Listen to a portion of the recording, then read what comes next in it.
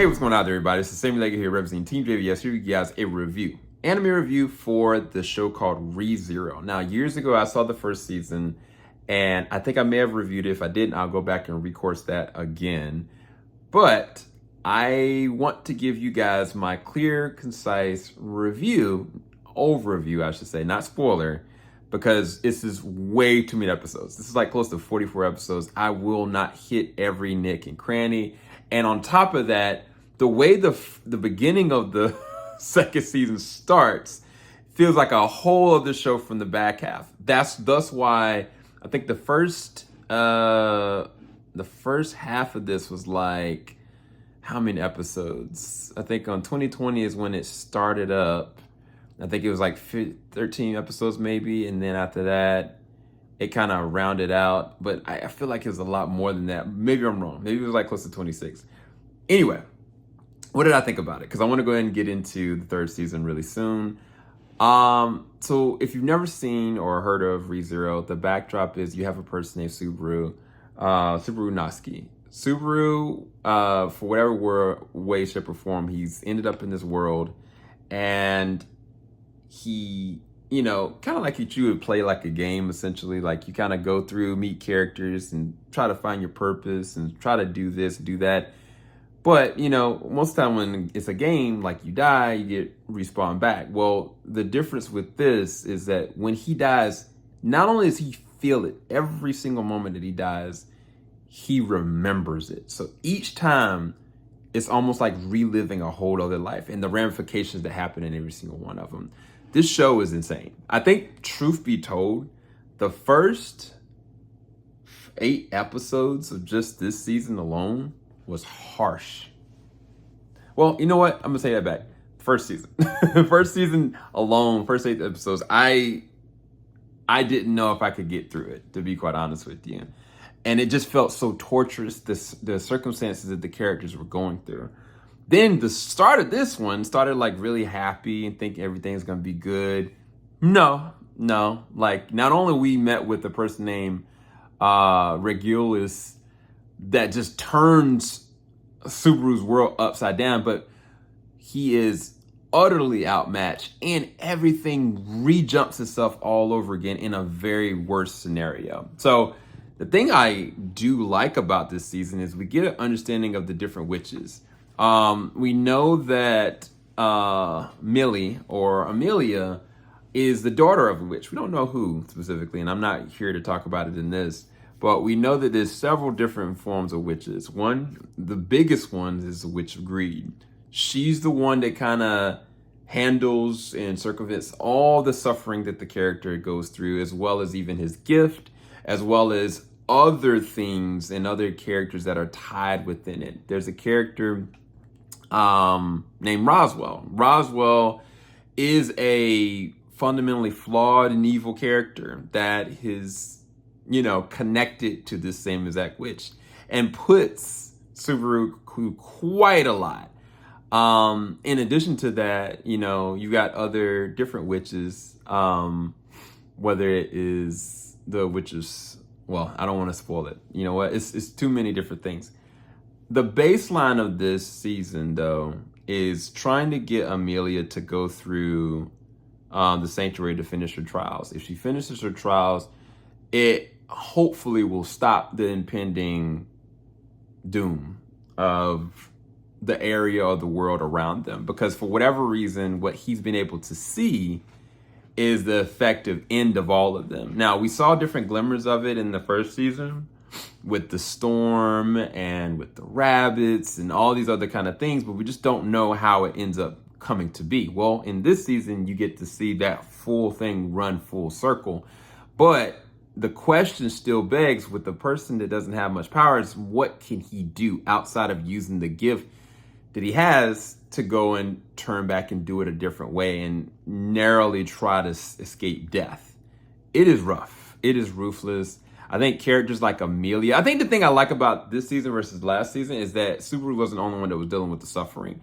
Characters like Emilia has really gone through a lot that I did not understand. When you go back and get an understanding of kind of her surrogate mother, and kind of everything that she went through, Fortune, as well as we get an actual understanding of who Gius is. Roman Conti, oh my gosh, like Roman Conti for concept put Subaru through hell, and he was like this demented psychopath, but then you get an understanding of who he is in this season, and it hurts even more what brought him to that and the circumstances that brought him to that.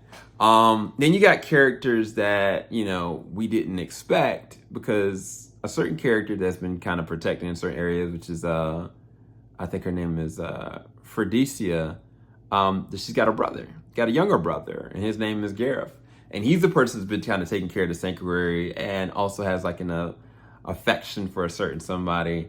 But he also, much like his sister, is very impulsive, but very angry. And every single character kind of corners out different layers of themselves. And I think that even though I can't articulate it in the best way here, there are so many different threads of emotions and tragedies, trials, traumas that each one of these characters kind of goes through that leads them down a very interesting path. Because again, like somebody like Roswell, who's demented and sick of the character he is, there's so many different levels to him, and his connection with Emilia, his connection with Beatrice, his connection with the Witch of Greed. Heck, even Beatrice. Like Beatrice in this season, you really get a full grasp of what she's gone through, who she is, and there's so much recourse for all the different other characters. The sad part about it is there's been so many characters that died. I think the thing about the show is that this covering of death, it lords over the show. Like, I think the thing that I love about the show is this reality of death and pain that is real, right? But it also is very draining. Like, it takes a lot out of you. You're just, every single episode, you're just like, God, what's about to happen? Who's about to die? How's he got to die to go and get this redone right the right way? And it can be very exhausting. I think the other thing about it is that our main character, Subaru, is a very flawed character. Like, he does not make good decisions at all. Like, he makes very dumb and stupid decisions. And also his verbiage is much childlike, and it makes things harder for us as viewer and harder for him as the main character. But I think that's one of the most intriguing sides of the story. Some characters, I think, are thrown through a loop that you don't expect. And some characters that you really absolutely love for just taking out. I do love the fact that, you know, we get a little bit more from Rem as a character in this season.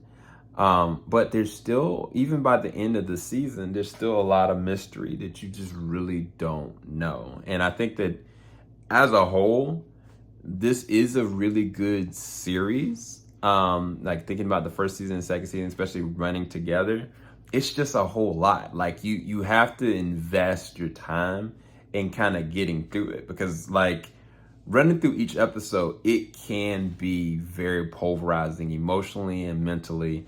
And then, like, I mean, again, like the first season, if you can get through even the first 8 episodes, I think you can make it through. But if you can't, like, it's not going to get any easier.